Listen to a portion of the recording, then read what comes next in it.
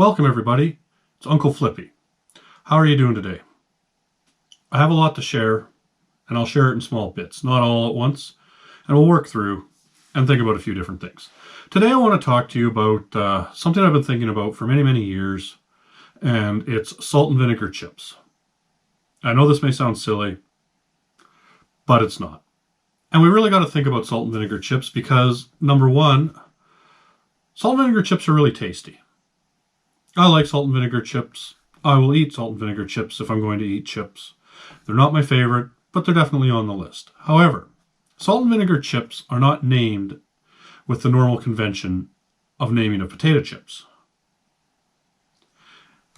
You've probably never thought about this. But why are we mentioning the salt? Think about it. We don't say salt and dill pickle chips. We don't say salt and ketchup chips. We say dill pickle chips. We say ketchup chips. And for any Americans watching this and thinking, what are ketchup chips? Ketchup chips are a Canadian thing. We do have ketchup flavored chips. So when we think about salt and vinegar chips, why are they not just vinegar chips?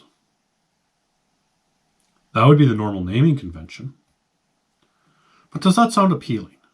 As a name, does that really sound appealing? Yeah, I'm just going to get some vinegar chips. Vinegar only sounds desirable if you add something to it, like oil or salt. So I think that's why we call them salt and vinegar chips and not vinegar chips. Because salt is an integral part of a potato chip, to the point that if you were to buy a potato chip without salt on it, it would probably be labeled as unsalted.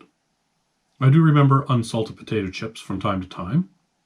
I've been looking for an example recently to share, and I don't know if they just never caught on or fell out of style, but I can't seem to find any. At least not where I live, in Canada, in Ontario. So it's something worth thinking. Like, why did they change the naming convention? I think it made it, number one, more appealing. Number two, I think it's a better sounding title. Salt and vinegar. You sound like you're getting more bang for your buck. You're getting two things. There's an ampersand in between. Or it's a three-word title. So you're getting more, because vinegar, just vinegar, that's not a lot to offer. But salt and vinegar, someone somewhere along the way thought about salt and vinegar and figured this is a better way to name it. Because, like, let's be honest, they're not, the most exciting chip ever produced, but people will sit and eat them. And they'll eat the whole bowl. Especially Lay's. Lay's makes some really good salt and vinegar chips. And Lay's is not giving me any money to do this. So it's just something I've often thought about, and it's one of those things that makes you go, and it's one of those things that makes you wonder who came up with this and why did they break the convention on this particular product. And there's a lot of things out there like that. Some people say chai tea, even though chai and tea are the same word in different languages.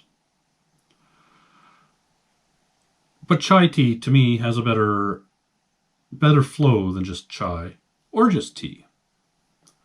And I think that's where we are with salt and vinegar chips. It flows better. I mean, like, it's not flow like Jay-Z. And honestly, it might have 99 problems, but I really doubt salt and vinegar chip naming is one of them. But it's something to think about, and why people made these decisions. Because if you understand why people made decisions, you get some insight into who they are and how they operate. Anyway, that's what I have to share today. My name is Uncle Flippy. If you like what you hear, feel free to subscribe, and we'll go from there. Have a good one.